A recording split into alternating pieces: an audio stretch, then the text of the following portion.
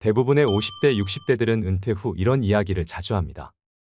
노는 것도 하루 이틀이지. 하루가 한 달, 1년처럼 길게만 느껴져요. 이젠 해외여행도 별 감흥이 없어요. 30년은 더 살아야 하는데 하루하루가 지루해요. 은퇴 후 막연히 긴 자유시간이 역으로 족쇄처럼 느껴지시는 분들이 많다고 합니다. 65세 이상 노인 80% 이상이 취미생활로 TV 시청을 꼽았고 노년의 시간이 지루하다고 대답했습니다. 이처럼 은퇴 후 30년 이상의 긴 시간을 허무하게 흘려보내고 있는 것입니다. 현재의 우리 중장년들은 정말 부지런히 살아왔습니다. 때문에 막상 은퇴 후 자유가 찾아와도 놀아도 되나라는 고민을 하고 잘 노는 법을 성취하지 못했기에 실천에도 어려움을 겪습니다. 처음 몇 년은 친구들도 만나고 여행도 다니며 하고 싶었던 것들을 하며 신이 나지만 이내 막막해지는 시점이 오기 마련입니다. 먹고 살기도 힘든데 무슨 취미생활이냐고 생각하시는 분들도 분명 계시리라 생각합니다. 하지만 아무런 취미생활 없이 노후 생활을 보내게 되면 자존감이 낮아지고 우울증에 걸리게 될 확률도 높아지게 됩니다. 그렇게 되면 건강이 악화되고 병원에 방문하는 시간이 많아지는 악순환을 겪게 되지요.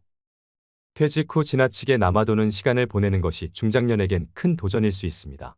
하지만 노후에 무엇을 할 것인가에 대해 생각하지 않는다면 다가올 장대한 시간은 축복이라기보다는 고통 그 자체일 수 있습니다. 특히 성공적으로 준비하여 노후를 심심하지 않게 보내는 선배들을 보면서 이제 우리 사회도 재미있게 노후를 보내는 것에 더 큰 관심을 가져야 한다는 것을 깨닫게 됩니다. 오늘은 노후에 돈이 많이 들지 않으면서 행복한 노후를 보낼 수 있도록 도와주는 취미활동을 소개해드리겠습니다. 첫 번째는 탁구입니다. 우선 탁구의 제일 큰 장점은 다른 운동보다 근력과 체력이 덜 요구되어 남녀노소 같이 즐길 수 있습니다. 시간당 칼로리 소비량은 강도 높은 자전거, 수영, 달리기 운동과 비슷한 에너지 소비량을 자랑합니다. 30분당 300칼로리 이상을 소모하므로 다이어트에도 효과적입니다. 또 심혈관 건강에 좋습니다. 탁구를 한 달만 해도 심폐기능이 향상되고 체력이 높아지는 것을 느낄 수 있습니다. 심폐기능이 개선되고 체내 지방 성분이 줄어들어 혈관이 강화됩니다. 당뇨와 고지혈증, 고혈압 등 거의 모든 성인병은 혈관의 노폐물과 지방성분 증가로 발생하는데 탁구를 하면 빠르게 없앨 수 있을 정도로 건강에 효과적인 운동입니다. 또 탁구는 저렴한 비용과 더불어 공간 제약과 날씨의 영향이 적습니다. 공간을 적게 차지하고 날씨의 영향을 받지 않기 때문에 운동하고 싶을 때 언제든 할 수 있다는 자유로움이 있습니다. 집중력도 높일 수 있고 가볍게 운동하면서 부상 위험이 적은 스포츠이기 때문에 80대까지 무리 없이 즐길 수 있는 취미입니다. 두 번째는 독서입니다. 매일 책을 조금씩 읽는 것만으로도 두뇌의 정신활동이 자극이 됩니다. 한 연구에 따르면 독서는 뇌의 노화 방지에 높은 효과가 있기 때문에 알츠하이머 및 치매와 같은 정신장애를 늦춘다고 합니다. 독서가 뇌를 자극하고 활동성을 유지하여 뇌의 힘과 능력을 유지할 수 있습니다. 평소 짧은 영상, 자극적인 영상 등 주변에 노출되어 있는 많은 것들이 우리의 집중력을 떨어뜨리고 게으르게 만듭니다. 하지만 독서를 하는 동안 집중력을 향상시킬 수 있습니다. 또 노후의 독서는 무언가에 몰두할 수 있는 정신적인 공간을 제공하면서 노년의 일상적인 걱정으로부터 덜어주는 역할을 합니다. 매일 책 10장씩이라도 읽는 습관을 들이셔서 건강한 뇌와 정서적 안정감을 얻으시길 바랍니다. 이처럼 독서는 노후에 꼭 필요한 취미활동입니다. 세 번째는 걷기입니다.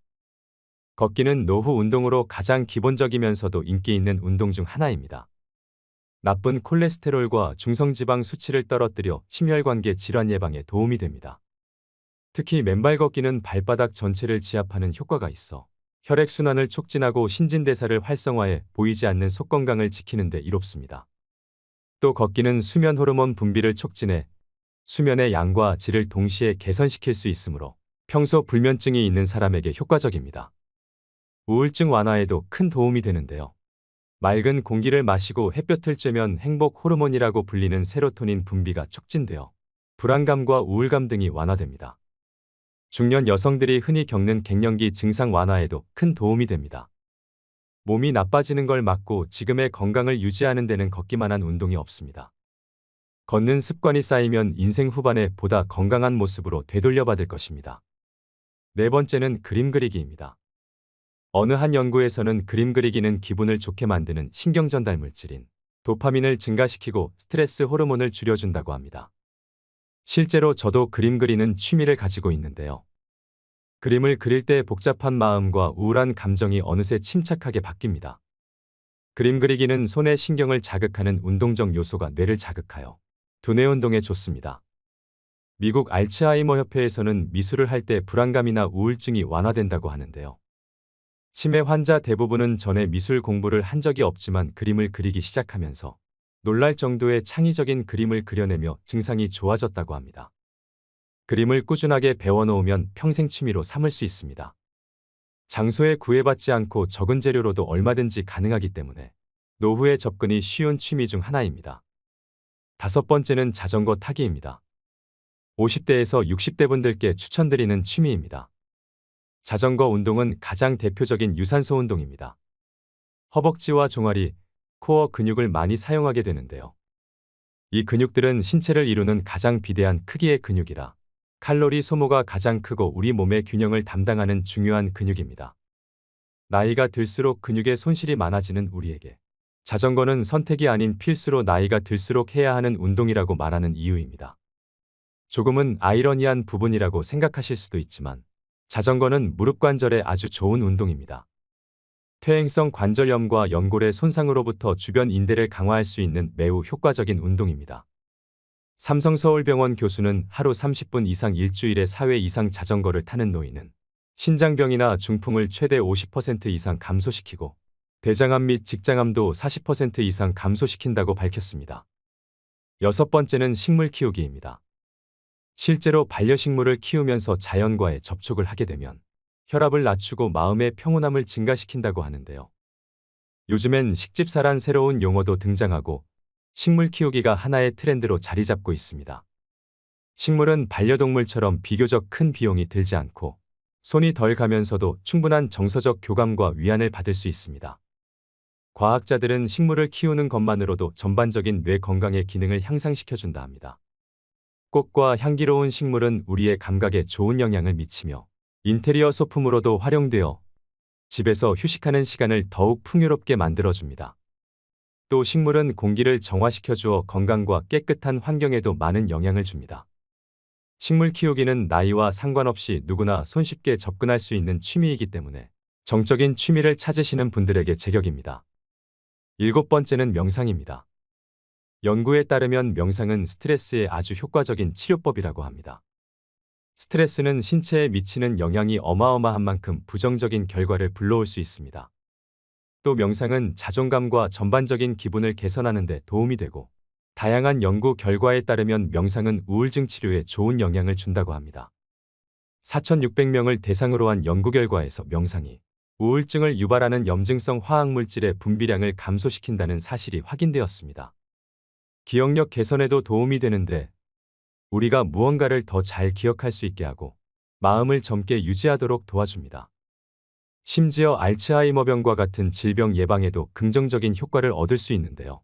하루에 단 10분씩이라도 정기적인 명상을 하는 것은 더 균형 잡히고 만족스러운 삶을 이루는 데 기여하여 종합적인 신체 건강과 안녕을 높일 수 있습니다.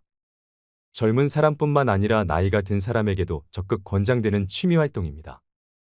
8번째는 수영입니다. 수영의 가장 큰 장점은 우리 몸의 많은 근육을 효율적으로 사용한다는 것입니다.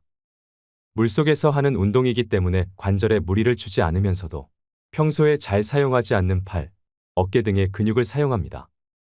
수영을 1시간 동안 하면 걷기의 3에서 4배인 700칼로리를 소비하게 됩니다. 이처럼 수영보다 다이어트에 더 효과적인 운동은 많지 않다고 하는데요. 이런 이유로 다이어트를 목적으로 수영을 선택하는 사람들이 많다고 합니다. 노인의 경우 기구를 사용하는 고강도 운동은 연골 손상으로 부상의 위험이 있지만 수영은 무중력 운동이라 안전한 운동입니다. 갓 태어난 아기부터 체력이 저하된 노인까지 즐길 수 있는 평생 스포츠라고 불리는 수영을 취미로 시작해보시는 건 어떨까요? 9번째는 사진 찍기입니다. 아무래도 사진을 찍다 보면 다양한 장소에서 여러 가지 환경을 찍어내고 싶어 하실 텐데요. 특히 풍경 사진을 찍게 되면 산과 바다 등 풍경들을 구경하며 사진을 찍는 것이 의미 없이 걷기 운동을 하는 것보다 훨씬 지루하지 않고 보람차고 건강한 몸을 갖게 도와줍니다. 사진 찍기의 또 다른 장점은 인내심을 기를 수 있다는 점입니다. 내가 원하는 사진을 건져내기 위해선 알맞은 장소에서 순간의 포착을 잡아내야 하는데 그런 사진을 만들어 내기 위해서는 여러 시행착오를 겪으며 인내심이 길러지는 것 같습니다. 그렇게 해서 건져낸 사진이라면 말로 이룰 수 없는 성취감이 당연히 따라오게 됩니다. 사진은 소중한 순간들을 기록하는 데 최적의 도구이기 때문에 나중을 돌아보며 추억을 간직하고 소중한 사람들에게 공유함으로써 행복한 시간을 되돌아볼 수 있습니다. 마지막으로 10번째는 악기 배우기입니다. 나이 드신 분들에게 악기 배우기를 추천하는 이유는 생활의 변화를 통한 즐거움도 있지만 배우는 과정에서 주변의 다른 분들과 교류하는 시간을 보낼 수 있기 때문입니다. 나이 들어가면서 혼자 있는 시간이 많아지기 때문에 사회적으로 좋은 친구를 만날 수 있는 계기가 될 수 있습니다. 신체적인 능력을 떨어지는 노인들은 배우기 쉬운 오카리나 우쿨렐라 등 접근하기 쉬운 악기들이 많습니다. 은퇴하고 목표를 세우기 힘든 노년기에 악기를 마스터하는 새로운 목표는 인생의 도전이 될 수 있기 때문에 긍정적인 기능을 하게 됩니다. 악기 배우기에 도전하여 성취감과 자신감 있는 노년기를 보내시는 게 어떨까요? 오늘의 영상 어떠셨나요? 무엇이든 서툴러도 좋습니다. 완벽하지 않아도 되고 화려하지 않아도 됩니다. 박자가 틀린 기타 연주를 하면 어떤가요? 잘못 그리고 엉터리 그림이면 어떤가요? 막연히 무슨 취미생활을 해야 할지 모르겠다면 주변 노인복지시설이나 구청, 주민자치센터 등 시설 프로그램을 이용해보는 것도 방법입니다. 이는 비용적인 부분이나 주거지 근처라는 점에서 부담감을 크게 줄일 수 있습니다. 스스로 자기에게 맞는 것을 찾아 나서야 합니다. 가벼운 운동도 좋고 봉사활동도 좋습니다. 무엇이든 본인이 편안하고 마음에 맞는 것이 최고의 취미입니다. 나이가 들면 대중교통도 무료이고 박물관 입장료도 무료입니다. 볼펜 한 자루, 노트 한 권이면 충분하다는 소박한 생각으로 넉넉한 마음을 가져보세요. 젊은 시절 많은 고생을 했기 때문에 이제는 정신건강과 육체 건강을 잘 다스려서 자녀들이나 가족들에게 해가 되지 않게 본인 스스로 9988-1234를 잘 실천해야 합니다. 김병에 효자 없다는 말은 빈말이 아니며 요양병원에서 오랜 시간을 보내는 일은 줄이셔야 됩니다. 인생에서 제일 중요한 금 3가지가 있다고 하는데요. 바로 황금, 소금, 지금. 이 3가지 중에서 지금이 가장 중요하다고 합니다. 늦었다고 생각하지 마시고 지금부터 실천하셔서 행복한 노후를 만들어 가시길 바랍니다. 자기계발에 충실해서 인류사에 남을 작품을 영원히 남기고 떠난 위대한 화가이자 시인이었던 미켈란젤로처럼 구독자 여러분도 멋진 노년을 살아가시 바랍니다. 오늘도 노후의 지혜와 함께 해주셔서 감사드립니다. 황금빛으로 무르익어가는 여러분의 지혜로운 인생을 언제나 응원합니다.